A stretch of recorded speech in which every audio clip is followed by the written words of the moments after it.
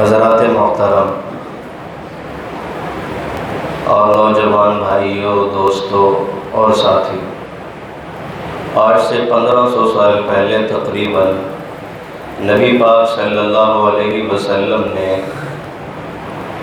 جب دعوت کا کام شروع کیا تو خود بیت اللہ جیسی مقدس سرزمین پر 360 بت موجود تھے۔ بیت اللہ جیسی مقدس سرزمین پر 360 بت موجود تھے اور ہر طرف کفر ناچتا ہوا نظر آتا تھا۔ ہر طرف ظلمت، تاریکی، بے حیائی، عریانی، فحاشی، ڈکیتی، شرابی، جوا، زنا، یہ ساری چیزوں کا عروج تھا۔ یہ ساری چیزیں بام عروج تک پہنچی ہوئی تھی، اور ایسا بام عروج کہ بندہ عقل دنگ رہ جاتی کہ یہ معاملات کیا ہیں۔ اس زمانے میں اللہ نے چاہا کہ انسانوں کی پستی سے، ذلت سے نکل کر عروج ملے، تو ایسے وقت میں رب تعالیٰ نے جناب رسول پاک صلی اللہ علیہ وسلم کو بطور معلم اور نبی کے مبعوث فرمایا۔ حضور پاک صلی اللہ علیہ وسلم تشریف لائے، چپ کے دعوت کا نظام چلا۔ جو خود راہبر نہیں تھے وہ اوروں کے لیے راہبر بننے لگے۔ چھوٹی سی مختصر سی جماعت تیار ہو گئی، اس پہ ظلم و ستم ہوئے، وہ سہتے رہے۔ کرتے وہ جماعت ایک جب جماعت بنی تو اس نے پورے عرب کی کایا پلٹ دی۔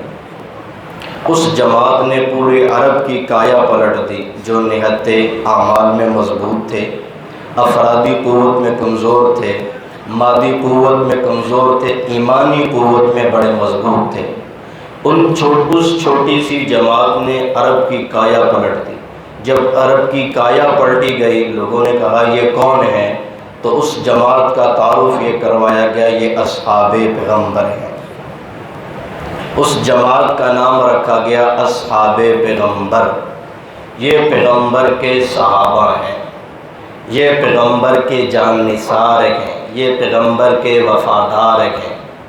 پھر نبی پاک صلی اللہ علیہ وسلم نے ان کے متعلق فرمایا، طوبی لمن رآنی، اس بندے کو خوشخبری میں پیغمبر دیتا ہوں جس نے مجھے دیکھا۔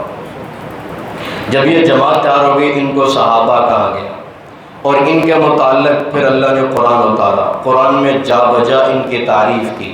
کہیں لوگوں سے یہ اہل کتاب سے، یہود سے، عیسائیوں سے اور مشرکین سے، یہود عیسائی اہل کتاب کہلاتے ہیں، باقی لوگوں سے کہا گیا فَإِنْ آمَنُوا بِمِثْلِ مَا آمَنْتُمْ۔ اب اگر تم ایمان لانا چاہتے ہو، مومن بننا چاہتے ہو، اسلام میں داخلہ چاہتے ہو، تو ایسا ایمان لاؤ جیسا یہ لائے۔ ان کے ایمان کو پوری امت کے لیے معیار قرار دے دیا، ان کے ایمان کو پوری امت کے لیے معیار قرار دے دیا۔ اگر کوئی بھی دائرۂ اسلام میں آئے اور اپنے ایمان کو چیک کرنا چاہے کہ میرا ایمانی لیول کیا ہے، تو تھرمامیٹر صحابہ کی ذات ہے۔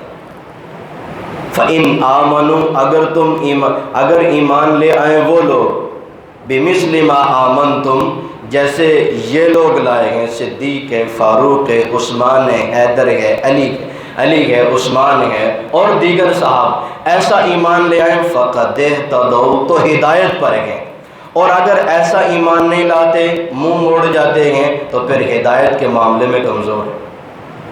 انہی کے متعلق اللہ نے قرآن میں کہا وَالسَّابِقُونَ الْأَوَّلُونَ مِنَ الْمُهَاجِرِينَ وَالْأَنصَارِ، یہ وہ لوگ ہیں جو ہجرت میں، یہ وہ لوگ ہیں جو انصار بننے میں، مہاجر بننے میں اور انصار بننے میں مکہ سے لٹے پٹے گئے، مدینہ پہنچے، یہاں انہوں نے حد درجے کی قربانی دی۔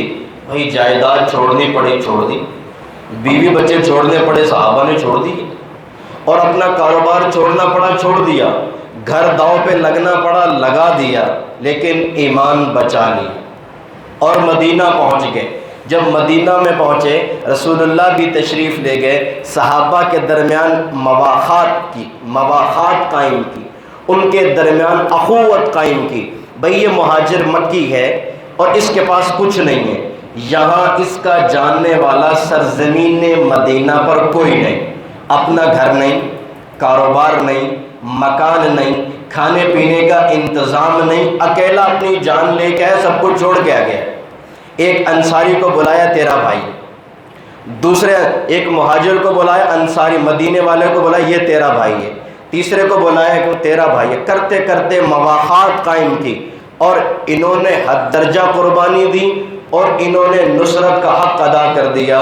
مدینے والے نے بھائی کا ہاتھ پکڑا، گھر میں لے آیا اور بتایا یہ میرا گھر ہے، 2 مکان ہیں، ایک تیرا ہے اور یہ میری جائیداد ہے، آدھی تیری ہے، اور یہ کہا 2 بیویاں ہیں، جو پسند ہو اشارہ کرو، ابھی طلاق دیتا ہوں، عدت کے بعد تیری نکاح میں آ جائے۔ ایسی مثال دنیا نے نہیں دیکھی، ایسی مثال دنیا نے نہیں دیکھی کہ جو جائیداد بھی آدھی دے دے اسلامی بھائی کو، صرف رشتہ کی بنا پر آدھی جائیداد بھی دے دے اور اپنی بیوی کو طلاق دے کر دوسرے کے نکاح میں دے دے، اپنا گھر چھوڑ کے اس کو دے دے اور یہ کہے تو میرا بھائی اور پیغمبر نے بنایا ہے، سگا بھائی اتنے رشتے نہیں نبھائے گا جتنا میں نبھاؤں۔ ان کو مہاجر کہتے ہیں، ان کو انصار کہتے ہیں۔ مہاجر نے ہجرت کی اعلیٰ درجے کی قربانی دی، انصار نے نصرت کی اعلیٰ درجے کی قربانی دی، تو اللہ نے فرمایا والسابقون الاولون من المہاجرین والانصار، یہ ایمان میں سبقت لے جانے والے ہیں، والذین اتبعوہم بإحسان، جو ان کے اتباع کرے گا یہی کامیاب ہے، جو ان کے اتباع کرے گا وہی کامیاب ہے، اور جو ان جیسا ایمان لائے گا وہی کامیاب ہے۔ پھر میرے پیغمبر نے، اور اللہ نے ایک جگہ اور فرمایا کلم وعد اللہ الحسنہ، اے میرے پیغمبر یہ جتنے بھی تیرے ساتھی ہیں سب سے میں نے بہتر جزا کا وعدہ کر لیا، اور بہتر جزا کیا ہے؟ جنت ہے۔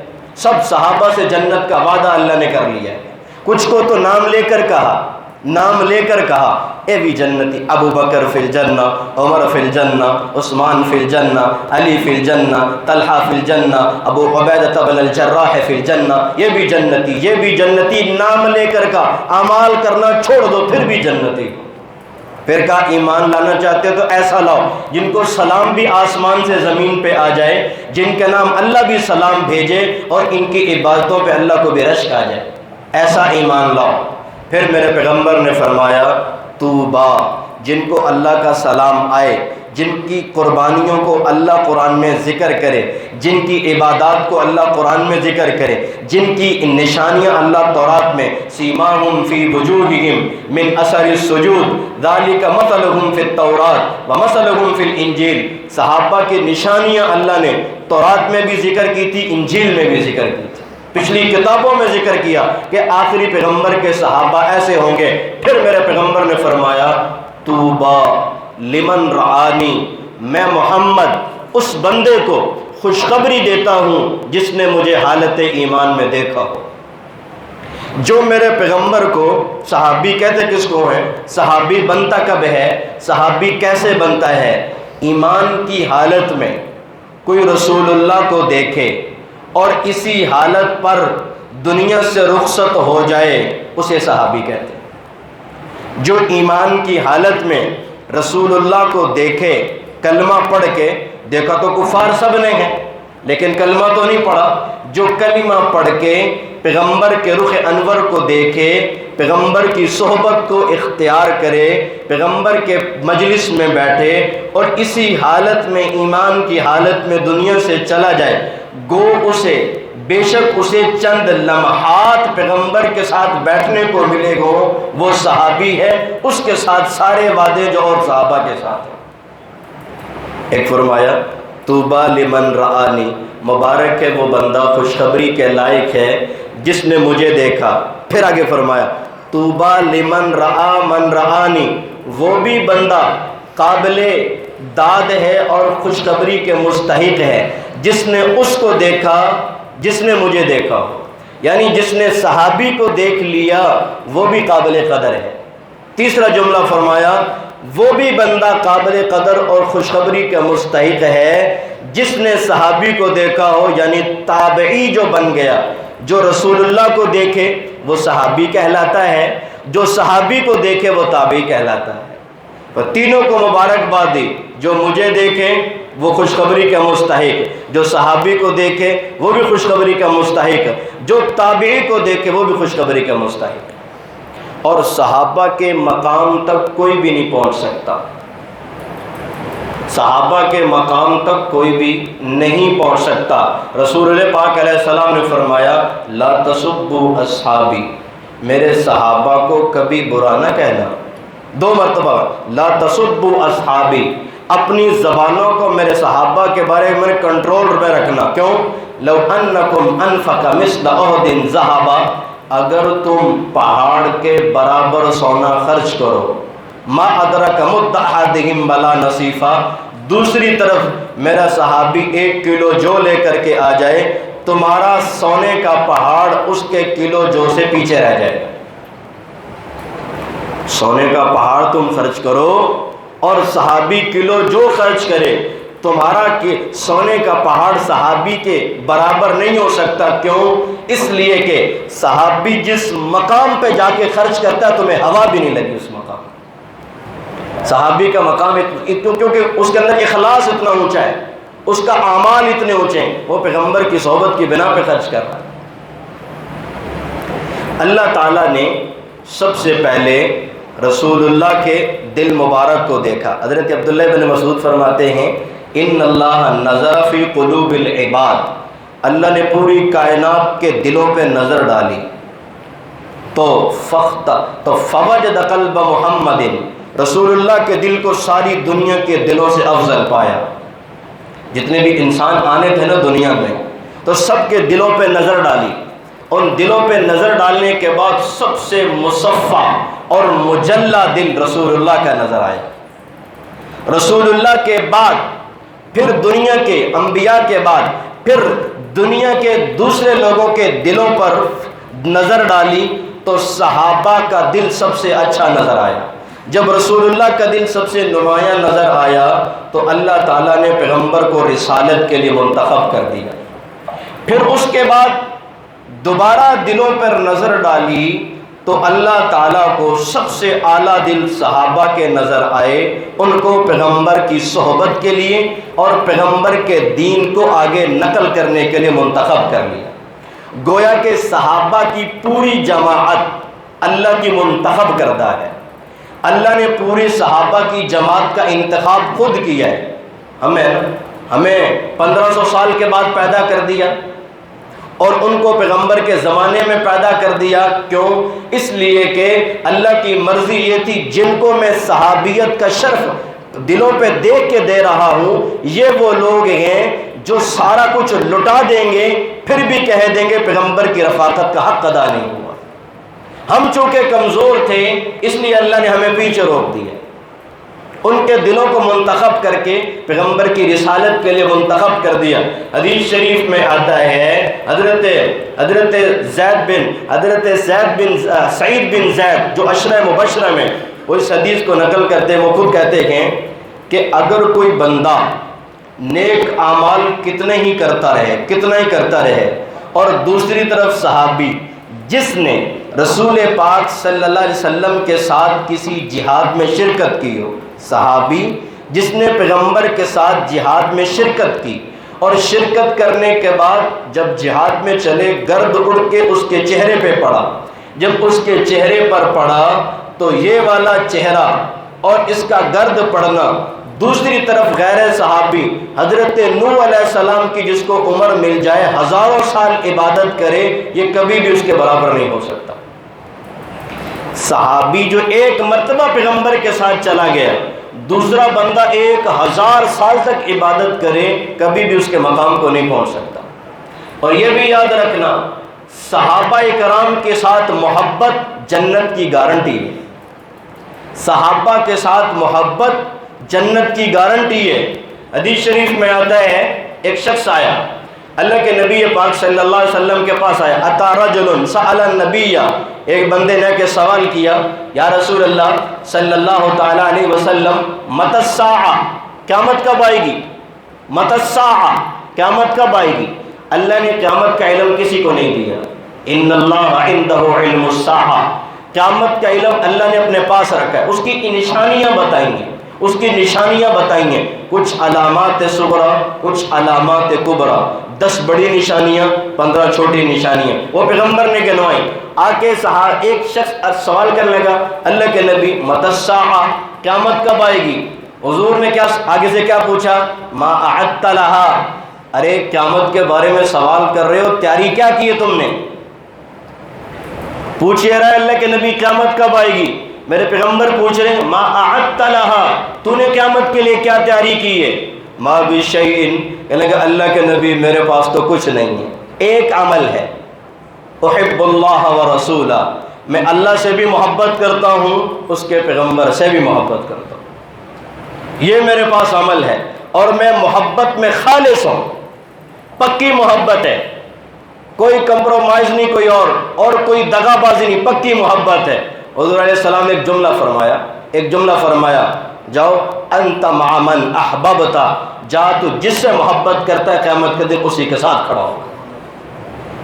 محبت میں تو جب یہ بات کہی نا، صحابہ کہنے لگے کہ اس جملے کو سن کے ہمیں اتنی خوشی ہوئی، ما فرحنا بشیء، اس جملے سے جتنی خوشی ہوئی کبھی ساری زندگی میں کسی اور چیز سے خوشی نہیں ہوئی۔ کیوں؟ صحابہ کو یہ جملہ سن کے انت مع من احببت، قیامت کے دن تو اس کے ساتھ ہوگا جس سے محبت کرتا ہے۔ صحابہ کہنے لگے یہ جملہ سن کے ہمیں اتنی خوشی ہوئی کبھی کسی اور جملے سے نہیں ہوئی۔ اس کی وجہ یہ ہے، وہ کہنے لگے کہ ہم پیغمبر سے محبت میں سچے ہیں، اس لیے کہ حضور کے ساتھ جائیں گے۔ حضرت انس فرماتے ہیں، حضرت انس بن مالک فرماتے ہیں کہ بھائی ہم رسول اللہ سے بھی محبت کرتے ہیں، اور رسول کے بعد صدیق اور فاروق سے بھی محبت کرتے ہیں، تو ہم رسول کے ساتھ صدیق و فاروق کے ساتھ بھی ہوں گے، کیونکہ اگرچہ ہمارے اعمال، حضرت انس بن مالک کہہ رہے ہیں، وہ بھی صحابی ہے، پیغمبر کے گھر کا خادم ہے، کہنے لگے حضور سے بھی محبت ہے، اور حضور کی محبت کی وجہ سے صدیق اور فاروق سے محبت ہے، اگرچہ ہمارے اعمال ان جیسے نہیں، لیکن اس حدیث کی وجہ سے رسول اللہ اور صحابہ کے ساتھ کھڑے ہو جائیں گے۔ اس لیے بھائی صحابہ، صدیق و فاروق اور سارے صحابہ جنتی ہیں، ان کے ساتھ جن کی محبتیں ہوں وہ بھی شرطیہ جنتی ہو جائیں گے، لیکن محبت خالص ہو۔ حدیث شریف اور صحابہ کی پیروی، صحابہ کا اتباع یہی راہ نجات ہے، صحابہ کا اتباع یہی راہ نجات ہے۔ حدیث شریف میں آتا ہے، حضور علیہ السلام نے فرمایا کہ لَيَأْتِيَنَّ عَلَىٰ أُمَّتِي، میری امت پر بھی وہ زمانہ آئے گا، ما اتا علی بنی اسرائیل، جیسے بنی اسرائیل پہ آیا۔ بنی اسرائیل پہ ایک زمانہ آیا، فتفرقت، بنی اسرائیل بٹ گئے، اثنتا و سبعین، 72 فرقوں میں بٹ گئے۔ جو بنی اسرائیل پہ حالات آئے، میری امت پر بھی وہی حالات آئیں گے۔ حضور نے پھر ارشاد فرمایا سمجھانے کے لیے، حذف النعل بالنعل، یہ میری امت بنی اسرائیل کی اتنی پیروی کرے گی، برابری کرے گی، جیسے جوتا دونوں برابر ہوتے ہیں ایسے یہ برابری کرے گی۔ اگر اس امت میں کسی بندے نے اعلانیہ طور پر اپنی ماں سے زنا کیا، یہ امت کے لوگ بھی کریں گے، اتنی ان کی اتباع کریں گے۔ پھر میرے پیغمبر نے فرمایا کہ تفر بنی اسرائیل 72 فرقوں میں بٹ گئے، وتفرقت امتی 73، میری امت 73 فرقوں میں بٹ جائے گی۔ وہ 72 میں گئے، میری امت 73 میں چلی جائے گی، کلہم فی النار، پیغمبر سٹیمپ لگا گئے، یہ 73 کے 73 سارے فرقے جہنم میں چلے جائیں گے، الا ملتا واحدہ، میرے پیغمبر نے فرمایا الا ملتا واحدہ، صرف ایک جنتی ہے۔ اس حدیث کو سارے محدثین نے ذکر کیا، امام بخاری نے کیا، مسلم، سارے محدثین نے ذکر کیا، سارے جہنم میں الا ملتا واحدہ، ایک جنتی ہے۔ صحابہ تڑپ کے پوچھنے لگے ما ہی یا رسول اللہ، جو ایک جنت میں جائے گا وہ کون ہے؟ پیغمبر نے فرمایا ما انا علیہ و اصحابی، جو میرے اور میرے صحابہ کے راستے کو اختیار کر جائے گا۔ صحابہ کی اتباع مدار نجات ہے۔ نجات اگر چاہتے ہیں، جنت اگر چاہتے ہیں تو صحابہ کی اتباع کرنی ہوگی، صحابہ سے مکمل محبت کرنی ہوگی۔ صحابہ کے ساتھ جس کے دل میں بغض ہو کبھی بھی جنت میں اس کے لیے جگہ نہیں ہے۔ صحابہ کا جو دل میں صحابہ کا بغض رکھے ان کے لیے جنت میں جگہ نہیں ہے، ایسوں کے لیے بالکل بھی جگہ نہیں ہے جنت میں۔ اگر جنت میں جانا چاہتے ہیں پھر صحابہ کی اتباع ہے، صحابہ کی پیروی ہے، جیسے صحابہ اعمال کر کے کہ ان اعمال کا اتباع کرے۔ ایک شخص گزرے ہیں، بڑے اللہ والے، بڑے نیک عالم گزرے ہیں، اور ان کو شیخ خراسان کہا گیا اور قدوۃ الربانی کے القاب سے یاد کیا گیا۔ انہوں نے ایک مرتبہ کہا کہ لو ان رجلا ارتکب کل خطیئۃ، ابو حفص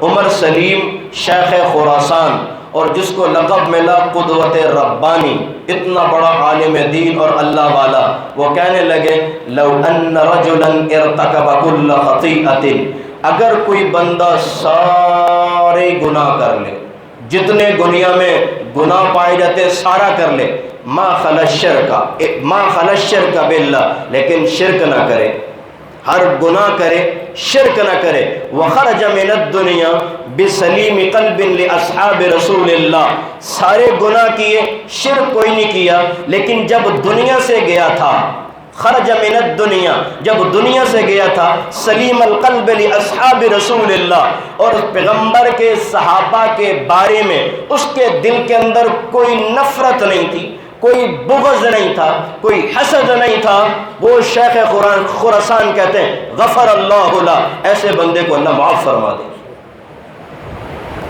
شرک نہیں کیتا، شرک نہیں ہے، اس کے علاوہ سارے گناہ کیے ہیں، اور لیکن دل کے اندر رائی کے برابر بھی صحابہ کے خلاف بغض نہیں ہے، تو ایسے بندے کو اللہ کسی نہ کسی وقت معاف فرما دے۔ بشر حافی کا نام سنا ہے نا بھائی؟ بشر حافی کبار اولیاء میں سے گزرے، بڑے اللہ والے گزرے ہیں، اتنے بڑے اللہ والے تھے، اللہ نے اتنا مقام دیا تھا کہ ننگے پاؤں چلتے تھے وہ مدینہ کی گلیوں میں، جس گلی سے گزر جاتے اس گلی میں جانور بھی پیشاب نہیں کرتے تھے، بکریاں مینگنیاں نہیں کرتی، پیشاب نہیں کرتی، اتنا بڑا اللہ والا ہے۔ اللہ تعالیٰ کی ذات کی طرف سے ان کو یہ مقام تھا، اس گلی میں جانور بھی پیشاب نہیں کرتے، لوگ سمجھے بشر حافی گزر گئے یہاں سے، بشر نام تھا، حافی، ننگے پیر چلا کرتے تھے، اتنا بڑا مقام ہے۔ وہ کہنے لگے میں نے اپنی زندگی کے اعمال کو دیکھا تو میرے زندگی کے عمل میں سب سے بہترین عمل صحابہ کی محبت نکلا، پیغمبر کے صحابہ سے محبت کا نکلا۔ پھر کہتے جی میں نے بار بار اس میں غور کیا تو میں اس نتیجے پر پہنچا کہ اللہ تعالیٰ ساری دنیا کو توبہ کی توفیق دے دیتے ہیں، لیکن اس دل کو توبہ کی توفیق نہیں دیتے جس کے دل کے اندر کسی بھی صحابہ کے خلاف نفرت ہو۔ انہوں نے یہی بات اپنے شیخ فضیل بن عیاض سے کی۔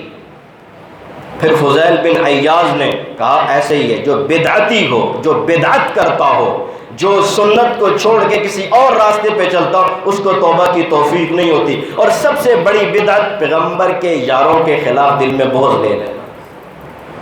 پھر فضیل بن عیاض نے، بشر حافی کہتے ہیں میرے شیخ اور میرے مرشد نے میری طرف دیکھ کے کہا بشر یاد رکھنا، اگر تو اتنے گناہ لے کر اللہ کے دربار میں حاضر ہو جتنے زمین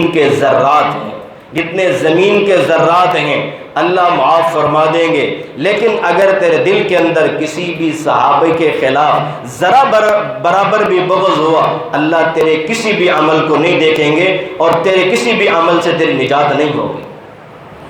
دلوں کو پاک کیجیے، دلوں میں صفائی لائیے۔ جنہوں نے دین پہنچایا ان کے خلاف نفرت، جنہوں نے دین کی آبیاری کی ان کے خلاف نفرت۔ ارے میرے دوستو، جنہوں نے پورے دین کو امانت کے ساتھ، دیاری کے ساتھ یہاں تک پہنچایا، جن کے مرہون منت آج ہم مسلمان کہلاتے ہیں، انہیں کے خلاف دل میں بغض ہو۔ جس بندے کے دل میں بغض ہو اور ایسا نفرت رکھے وہ کبھی بھی کامیاب نہیں ہو سکتا۔ اور جنہوں نے صحابہ کے خلاف بغض کیا اور بغض اگلا، اللہ نے دنیا میں بھی ان کو رسوا کیا۔ ایک عالم دین تھے، مسلک اہل حدیث کے، ایک بہت بڑے عالم دین ہے، کتاب خطبات اہل حدیث اس میں لکھا ہوا ہے۔ وہ عالم دین کہنے لگے کہ میرا سگا ماموں، وہ اپنے ماموں کی بات کہہ رہے ہیں، کہتے ہیں میرا سگا ماموں اور ہمارے گھر میں کہتا آتا جاتا اور رہتا، لیکن اس کے دل کے اندر صحابہ صدیق اور فاروق کے خلاف بڑی نفرت تھی، ہر وقت اپنی زبان سے کچھ نہ کچھ بکتا رہتا تھا صحابہ کے خلاف، اور جب کبھی کوئی گلی کا کتا گزر کے گھر میں آ جاتا یا گلی سے گزر کے جاتا تو نعوذ باللہ کہتا یہ صدیق اور یہ فاروق ہے۔ ایک کتے کو عمر کہتا نعوذ باللہ، ایک کو ابو بکر کہتا، کہنے لگا میری آنکھوں دیکھا حال ہے، وہ عالم دین کہتے ہیں میری آنکھوں دیکھا حال ہے، جب میرے سگے ماموں کا انتقال ہونے لگا تو کتے کی طرح خود بھونک رہا تھا، چہرہ بدل گیا اور کتے کی طرح خود بھونک رہا تھا۔ ہم نے سوچ لیا کہ جو ساری زندگی بکتا رہا یہ وہی کچھ ہے۔ ایک اور اللہ والے عالم دین کہنے لگے کہ میرا گزر ہوا شام سے، سفر شام ہوا شام کے علاقے کا، راستے میں مسجد میں نماز پڑھنے لگا، مسجد میں نماز پڑھنے لگا، جب نماز پڑھی تو نماز کے بعد امام مسجد نے جناب صدیق اور جناب فاروق کے خلاف بددعائیں کی، نماز میں دعاؤں میں بددعائیں دے رہا۔ میں کچھ نہیں کر سکتا تھا، میں سن کے چلا گیا۔ ایک سال کے بعد میرا دوبارہ سفر ہوا شام کا، میں نے اسی مسجد میرے راستے میں پڑھتی نماز پڑھی تو نماز کے بعد پوری مسجد میں ان کے لیے دعائیں خیر ہو رہی تھی۔ میں نے بندے سے پوچھا بھئی وجہ کیا ہے، پہلے امام کہاں ہیں، سابقہ امام کہاں چلے گئے، جو پہلے امام تھے وہ کہاں ہیں؟ انہوں نے کہا جی وہ بھی ہیں۔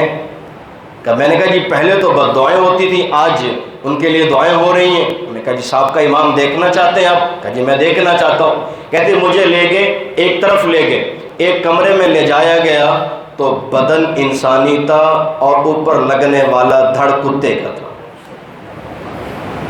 میں نے اس کی طرف دیکھا تو دونوں آنکھوں سے اس کی دونوں آنکھوں سے آنسو گر رہے تھے۔ کہتا میں نے اپنی زبان میں پوچھا تم وہی ہو جو صدیق اور فاروق کے خلاف بددعائیں کرتے تھے؟ کہنے لگا وہ زبان سے تو نہیں بولا، سر ہلا کے کہنے لگا ہاں میں وہی۔ اس لیے میرے بھائیو، جس کو پیغمبر صلی اللہ علیہ وسلم اپنے ساتھ غار میں لے جائیں، جس کو پیغمبر غار کے بعد مدینہ ساتھ لے جائیں اور ہمیشہ کے لیے پہلو میں سلا لیں اور قیامت کے دن پھر حوض کوثر پہ لے جائیں، اس کے خلاف بددعائیں کر رہے ہیں۔ یہ اندر کا فساد ہے۔ حضور پاک علیہ السلام تو ان کو بشارتیں دے رہے ہیں جنتی ہونے کی، امت ان کے خلاف باتیں کر رہی ہے۔